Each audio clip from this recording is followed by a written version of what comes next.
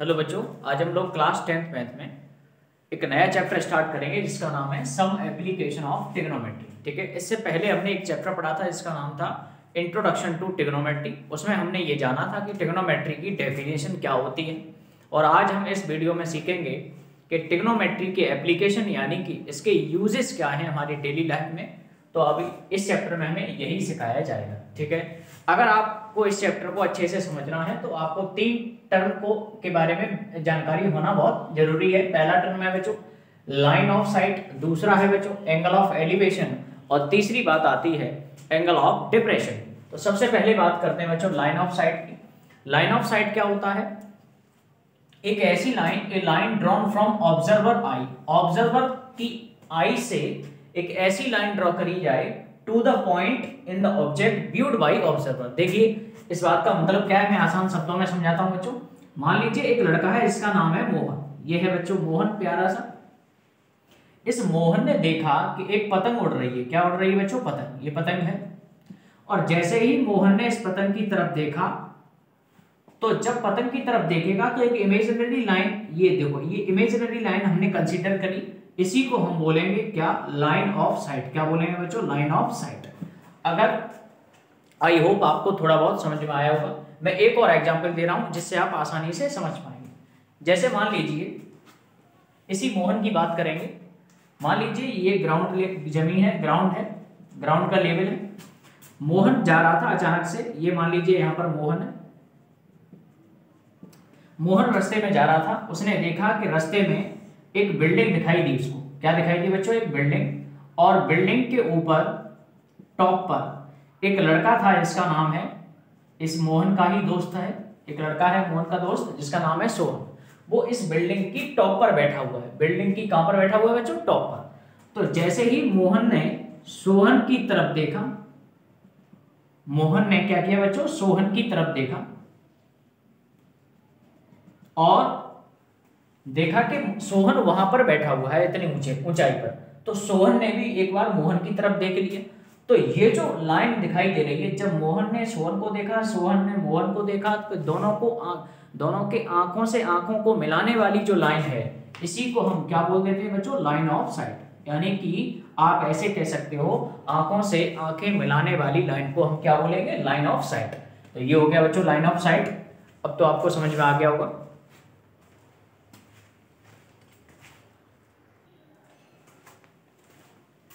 बच्चों अब हम सीखेंगे एंगल ऑफ एलिवेशन। इसकी डेफिनेशन एक बार देख लीजिए। Angle formed by line of site, line of site और हॉरिजॉन्टल के द्वारा जो भी एंगल फॉर्म किया गया है उसको हम बोलेंगे एंगल ऑफ एलिवेशन। लेकिन कब फॉर्म होगा?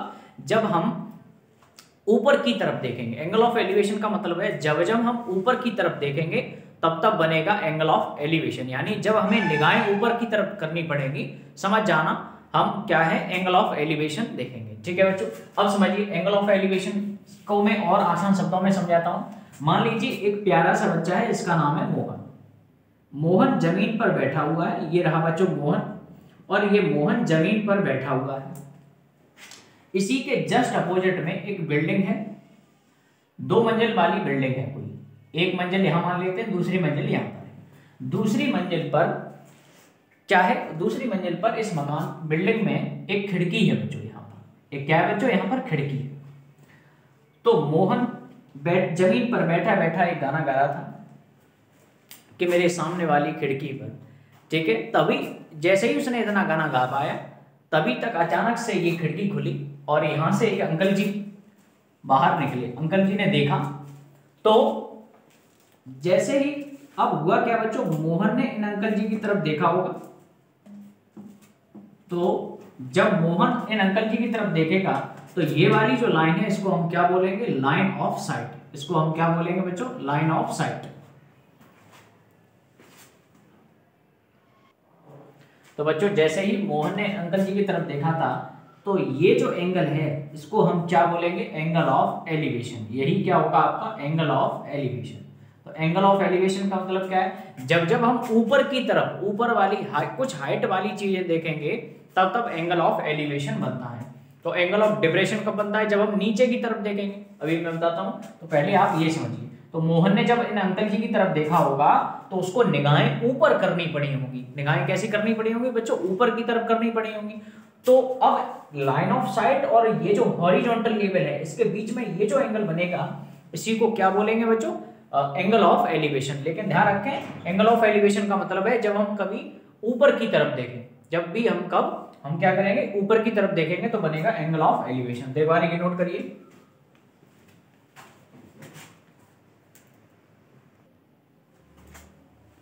अब समझते हैं बच्चों angle of depression. Angle of depression का मतलब है, मान लीजिए देखो एंगल ऑफ डिप्रेशन का मतलब होता है जब भी कभी हम नीचे निगाहें करें, अपनी निगाहें कैसी करें बच्चों? नीचे, यानी कि नीचे की तरफ देखेंगे तो बनेगा एंगल ऑफ डिप्रेशन। जैसे मैं एक एग्जांपल समझाता हूँ। मान लीजिए एक लड़का है जिसका नाम है मोहन। मोहन अपने घर की छत पर है। मोहन अपने घर की, यानी कि ये उसका बिल्डिंग है। मोहन जिस बिल्डिंग में मोहन रहता है ये वो बिल्डिंग है, और उस बिल्डिंग के टॉप पर मोहन खड़ा हुआ है। अब मोहन ने क्या किया कि मोहन ने देखा कि नीचे ग्राउंड पर, जमीन पर एक ऑब्जेक्ट है, कोई ऑब्जेक्ट हो सकता है बच्चों। मान लीजिए ये ऑब्जेक्ट बॉल है। तो मोहन ने अपनी छत से जब बॉल की तरफ देखा, मोहन ने अपनी छत से खड़े होकर क्या देखा बच्चों? इस बॉल को देखा।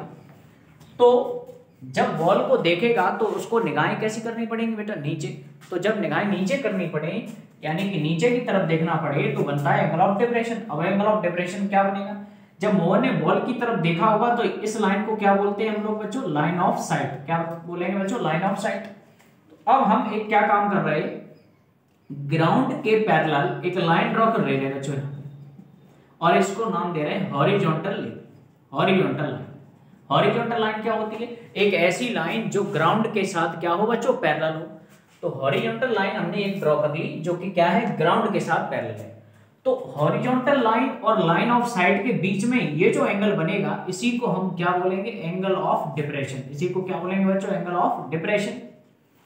तो जितना एंगल ये होगा उतना ही एंगल ये होगा, ठीक है। तो बच्चों एंगल ऑफ डिप्रेशन क्या है? एंगल ऑफ डिप्रेशन होता है हॉरिजॉन्टल लाइन और लाइन ऑफ साइट के बीच में जो एंगल बनेगा, लेकिन वो एंगल कब होना चाहिए? जब हम नीचे की तरफ देखें, ठीक है ना। तो देखो जैसे मोहन ने यहाँ पर बॉल को देखा तो ये बनेगा एंगल ऑफ डिप्रेशन। तो ये हुआ बच्चों आपका एंगल ऑफ डिप्रेशन। अब हम चलते हैं सीधे एक्सरसाइज पर, एक्सरसाइज 9.1।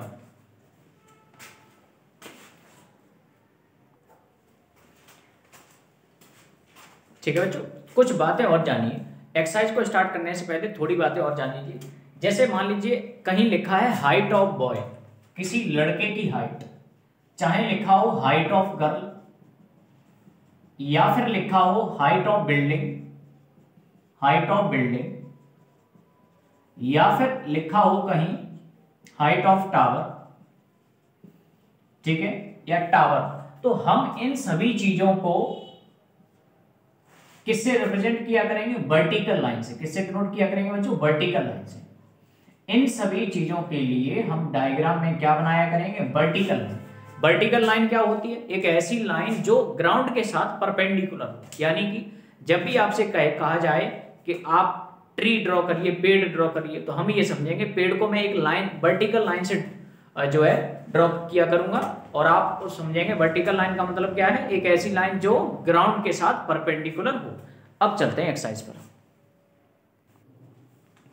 क्वेश्चन नंबर 1 है, a circus artist climbing a 20 metre long rope which is tightly stretched and tied from the top of a vertical pole to the ground। देखें बच्चों, किसी एक ग्राउंड पर एक वर्टिकल पोल है। वर्टिकल पोल का मतलब क्या है? एक ऐसा कोई पोल है जो परपेंडिकुलर टू द ग्राउंड हो, ठीक है। तो हमने क्या किया है? एक पोल को हमने किससे डिनोट कर दिया? वर्टिकल लाइन, यानी कि AB से। AB हमारा क्या है? एक पोल है जो ग्राउंड के साथ कैसा है बच्चों? परपेंडिकुलर। अब समझिए, एक 20 metre long rope which is tightly stretched, एक रस्सी है जिसकी लेंथ कितनी है बच्चों? 20 मीटर लॉन्ग, और इसको इस वर्टिकल पोल से इस तरह से एक कोना यहां बांध दिया है, एक कोना इस ग्राउंड के यहां पर बांध दिया है, और tightly stretched from the top of vertical pole to the ground. Vertical pole यहां से लेके यहां तक इसको टाइटली बांध दिया। अब हमसे पूछा है फाइंड द हाइट ऑफ पोल, इस पोल की हाइट बताइए। तो सबसे पहले आप देखिए गिवन हमें क्या क्या दिया है।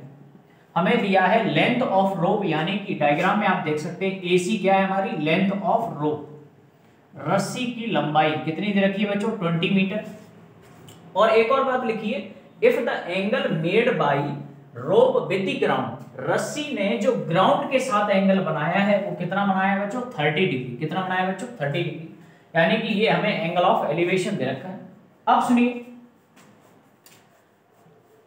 हमसे ये पूछा है कि आप हमें ये बताओ कि फाइंड द हाइट ऑफ पोल, इस पोल की हाइट क्या होगी, यानी कि पोल की लंबाई क्या है बच्चों, AB को ही ये बोल रहे हैं हाइट ऑफ पोल, AB को क्या बोल रहे हैं ये लोग, हाइट ऑफ पोल। ठीक है बच्चों, अब समझिए इसका सॉल्यूशन कैसे करेंगे।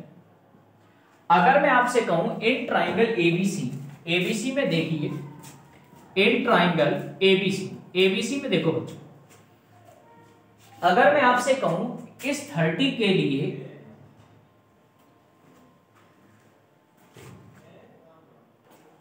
अगर हम आपसे कहें इस 30 के लिए ये वाली साइड क्या होगी, तो मैंने आपको बताया था जिस एंगल की बात चले उसके सामने वाली साइड को क्या बोलते हैं बच्चों, परपेंडिकुलर। तो ये होगी बेटा परपेंडिकुलर वाली साइड। और 90 के सामने वाली को क्या बोलते हैं बच्चों, हाइपोटेनस। क्या बोलते हैं बच्चों, हाइपोटेनस। इसको बोलेंगे परपेंडिकुलर, किसके लिए, 30 के लिए। अगर मैं आपसे कहूं कि 30 के लिए परपेंडिकुलर और हाइपोटेनस, इनके आंसर क्या क्या होंगे, तो बेटा 30 के लिए परपेंडिकुलर तो होगा, परपेंडिकुलर का नाम क्या है बच्चों, AB। और हाइपोटेनस कौन है बच्चों, 90 के सामने वाली, जिसकी लेंथ कितनी रखी है हमें, 20।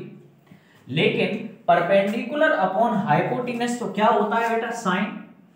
तो ये बन गया आपका sine 30 is equal to perpendicular upon hypotenuse, जो कि क्या होगा, AB/20।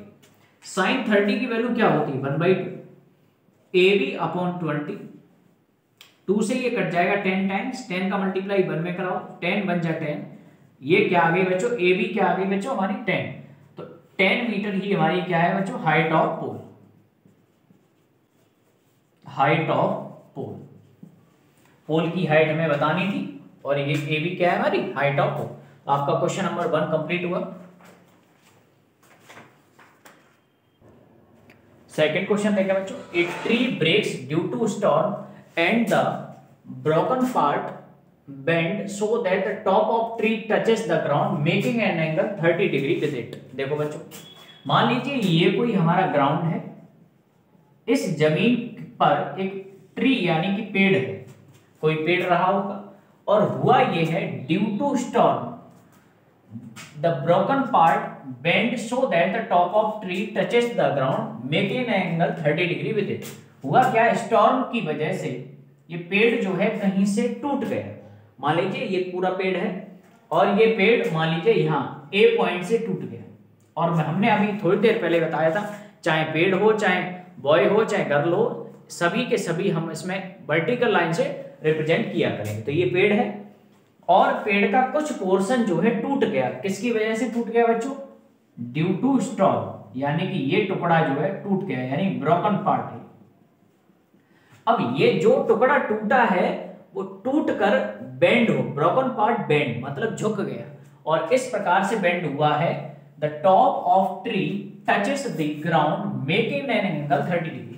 और ये जो टूटा हुआ टुकड़ा है बेंड यानी झुक गया, और इस तरह से बेंड हुआ कि ये जो बेंड वाला ब्रोकन पार्ट है इसने ग्राउंड के साथ कितने डिग्री एंगल बनाया बेटा, कितने डिग्री एंगल बनाया, 30 डिग्री। ये हमारा ग्राउंड है, ग्राउंड के साथ ब्रोकन पार्ट ने कितने डिग्री एंगल बनाया बच्चों, 30 डिग्री।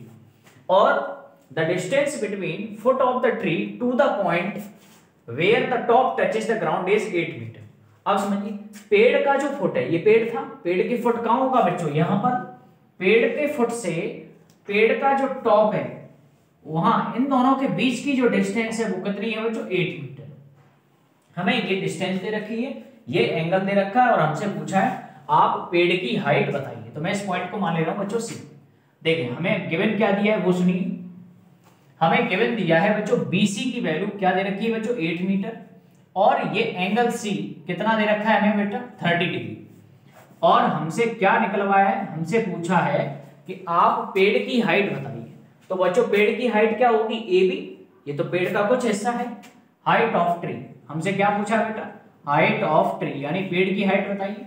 तो पेड़ की हाइट क्या होगी, ए बी प्लस ये जो टुकड़ा टूट गया है, टुकड़ा कौन सा टूटा था, ब्रोकन पार्ट कौन है बच्चों, ब्रोकन पार्ट है ये ए सी।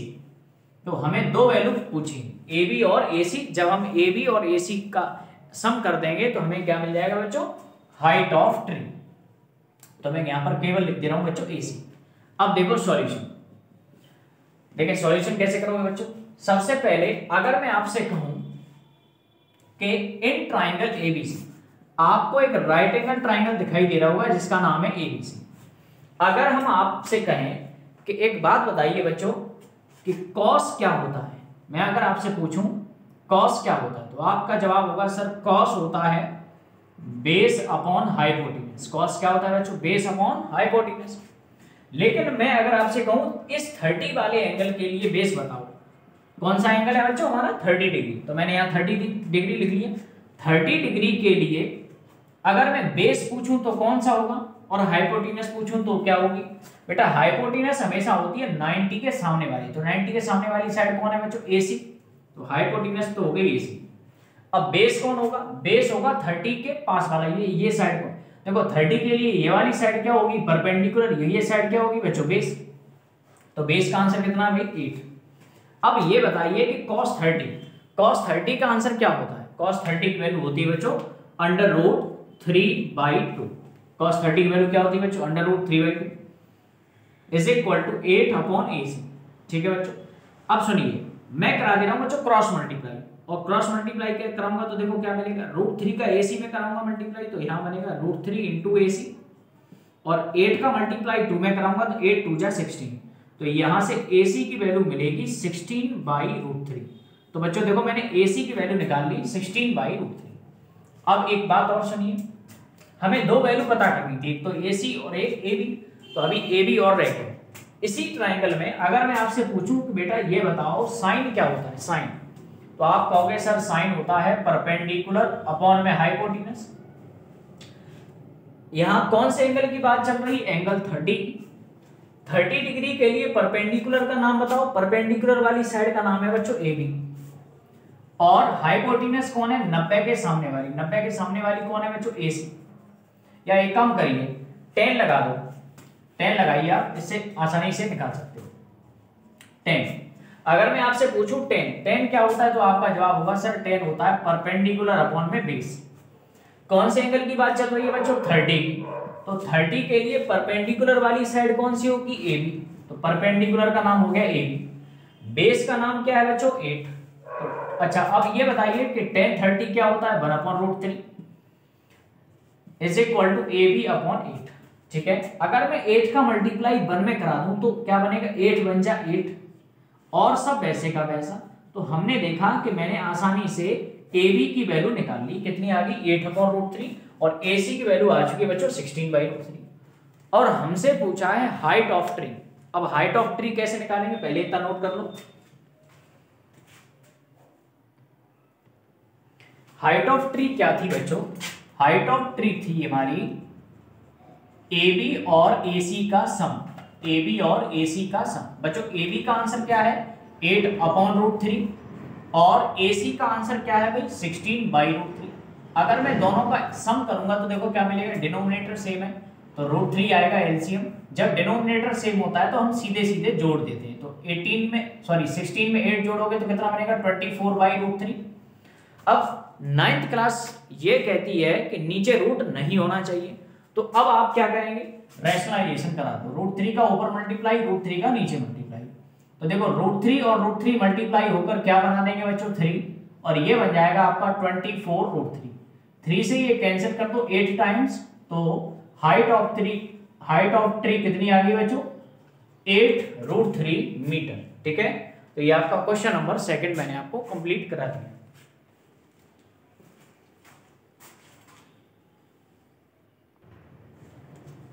देखो बच्चों क्वेश्चन नंबर 3 है, एक contractor plans to install 2 slide for the children to play in a park.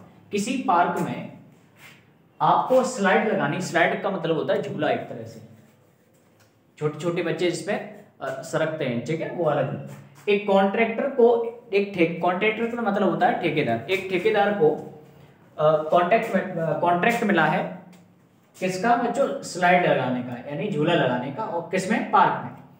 और किस तरह के झूले लगने हैं बच्चों, for the children below 5 year, 5 साल से जो छोटे बच्चे हैं, 5 साल से जो छोटे बच्चे हैं, ये छोटी एज के बच्चे हैं, उनके लिए अलग लगानी है स्लाइड। और कैसी स्लाइड लगानी है, चलो मैं समझा दे रहा हूं बच्चों, देखिए। फॉर द चिल्ड्रन, छोटे बच्चों के लिए कैसी स्लाइड है, for the children below 5 years, 5 साल से छोटे बच्चों के लिए क्या करना है, सी प्रेफर्स, अच्छा, she prefers to have a slide who stop at a height of 1.5 metre and inclined at an angle of 30 degree to the ground. मान लीजिए बच्चों ये कोई ग्राउंड है, ये कोई बच्चों क्या है, ग्राउंड, और इस ग्राउंड के ऊपर जो स्लाइड लगनी है, स्लाइड कितनी ऊंचाई पर लगनी है, 1.5 metre above the ground, ground जमीन से 1.5 मीटर ऊंचाई पर एक लगानी है स्लाइड। स्लाइड कौन सी है बच्चों, ये देखो, ये है आपकी स्लाइड, ठीक है। और ये जो स्लाइड लगाई है, ये स्लाइड ग्राउंड के साथ कितना एंगल बना रही है बच्चों, 30 डिग्री। ये स्लाइड कितना एंगल बना, whose top is a height of 1.5 metre and inclined at an angle of 30 degree to the ground। ये जो स्लाइड है ग्राउंड के साथ 30 डिग्री का एंगल बनाती है, और कितनी, ग्राउंड से कितनी ऊंचाई पर है ये, 1.5 मीटर ऊंचाई पर। तो मैं इसको ए मान ले रहा हूं बच्चों, ए, बी मान ले रहा हूं, इसको सी मान ले रहा हूं। हमसे पूछा है कि इसमें स्लाइड की हाइट, वो स्लाइड की लेंथ बताइए, तो हमें AC की वैल्यू पूछी। तो देखो कैसे निकालेंगे बच्चों, यहाँ पर एक राइट एंगल ट्राइंगल आपको दिखाई दे रहा है, तो मैं इसका नाम लिखूंगा, कौन सा राइट एंगल ट्राइंगल है, AB और C। ABC ट्राइंगल में देखें, अगर मैं आपसे कहूं कि बेटा साइन बताइए, क्या बताइए बेटा, साइन। साइन क्या होता है, साइन होता है बच्चों, तो बच्चे लोग जवाब देंगे परपेंडिकुलर अपॉन में हाइपोटेन्यूज, यही होता है। लेकिन अगर मैं आपसे पूछूं यहाँ कौन से एंगल की बात चल रही है, तो आप कहोगे सर 30 डिग्री की बात चल रही है। साइन 30 के लिए इसके सामने वाली साइड क्या होगी बच्चों, परपेंडिकुलर, और 90 के सामने वाली साइड क्या होगी आपकी, हाइपोटेन्यूज। तो बच्चों 30 के लिए परपेंडिकुलर वाली साइड का आंसर क्या है, तो आपका जवाब होगा 1.5 है सर। हाइपोटेन्यूज जो 90 के सामने है उसका नाम क्या है बच्चों, AC। हमसे AC का वैल्यू पूछा है, पहली स्लाइड की लेंथ पता चल जाएगी बच्चों। साइन 30 क्या होता है, 1/5 अपॉन में AC, क्रॉस मल्टीप्लाई कराइए, AC का 1 में कराओगे तो AC बन जाए AC, 2 का मल्टीप्लाई 1.5 में कराओगे तो क्या बनेगा, 1.5 इंटू 2 बनेगा 3 मीटर। तो AC यानी कि जो छोटे बच्चों के लिए जो स्लाइड लगाई जाएगी उसकी लेंथ क्या है, लेंथ ऑफ स्लाइड आ गई बच्चों कितनी, 3 मीटर, यानी छोटे बच्चों के लिए स्लाइड थी उसकी लेंथ है 3 मीटर। तो आप इतना नोट करिए।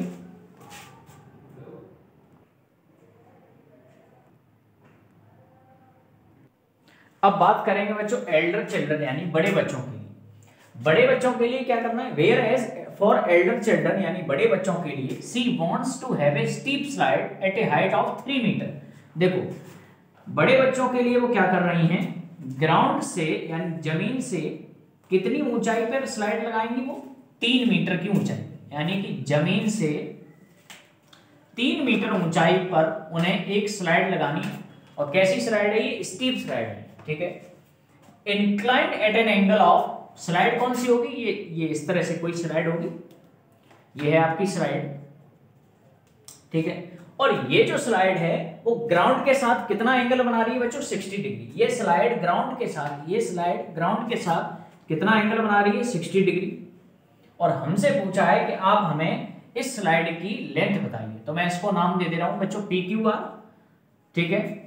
अब समझिए इस राइट एंगल ट्राइंगल में मुझे पूछा है PR की वैल्यू यानी लेंथ ऑफ स्लाइड, ठीक है। तो मैं कहूंगा इस ट्राइंगल में, इन ट्राइंगल PQR में देखिए बच्चों, अगर मैं आपसे फिर से पूछूं साइन बताइए, साइन, तो साइन क्या होता है, तो साइन होता है बच्चों परपेंडिकुलर अपॉन में हाइपोटेन्यूज, यही होता है। यहां कौन से एंगल की बात चल रही है बच्चों, एंगल 60 की बात चल रही है, 60 डिग्री। 60 डिग्री के लिए ये वाली साइड क्या होगी आपकी, परपेंडिकुलर, और 90 के सामने वाली क्या होगी, हाइपोटेन्यूज। तो बेटा परपेंडिकुलर कितना होगा 60 के लिए, 60 के लिए परपेंडिकुलर वाली साइड का आंसर है बच्चों 3 मीटर। तो मैं परपेंडिकुलर की जगह लिख दे रहा हूं बच्चों 3। हाइपोटेनस यानी 90 के सामने कौन सी साइड है, पी आर। तो हाइपोटेनस का आंसर कितना है बच्चों, पी आर। अब समझिए साइन 60 का आंसर क्या होता है, साइन 60 का वैल्यू होता है बच्चों √3/2। ऐसे he is equal to 3/PR। अब क्या करो, क्रॉस मल्टीप्लाई करा दो बेटा, PR का मल्टीप्लाई √3 में कराओ तो √3 × PR। 2 का मल्टीप्लाई 3 में तो 2 3 जा 6। ठीक है, एक काम और करिए, मल्टीप्लाई ना कराएं, ऐसे ही आप लिखा रहने दो 2 × 3। अब हमसे पूछा था PR की वैल्यू बताओ, PR यानी कि इस वाली स्लाइड की लेंथ पूछी थी, तो PR का आंसर क्या होगा बच्चों 2 × 3। मल्टीप्लाई में कहां पहुंचा दो, डिवाइड। अब ये जो ऊपर वाला जो 3 है, मैं 3 को ऐसे लिख सकता हूं बेटा √3 × √3 लिख सकता हूं ना। तो मैं क्या कर रहा हूं, अब देखो एक √3 से एक √3 कैंसिल होगा, तो PR की जो वैल्यू है वो क्या आ जाएगी 2√3 मीटर लॉन्ग। ठीक है, तो इस केस में स्लाइड की लेंथ कितनी आएगी बच्चों 2√3। तो ये आपका क्वेश्चन नंबर 3 कंप्लीट हुआ। ये दिखाई नहीं दे रहा होगा बच्चों, ठीक है, तो मैं यहां लिख दे रहा हूं, ऊपर साइड में लिख दे रहा हूं, यहाँ पे PR की वैल्यू क्या आई है 2√3 मीटर। ये आपका फाइनल आंसर है। ठीक है, तो अब हम इस वीडियो में इतना ही पढ़ेंगे, और इससे आगे की वीडियो के लिए, इससे आगे के जो भी क्वेश्चन होंगे वो नेक्स्ट वीडियो में देखें आप। ठीक है, तो बाय।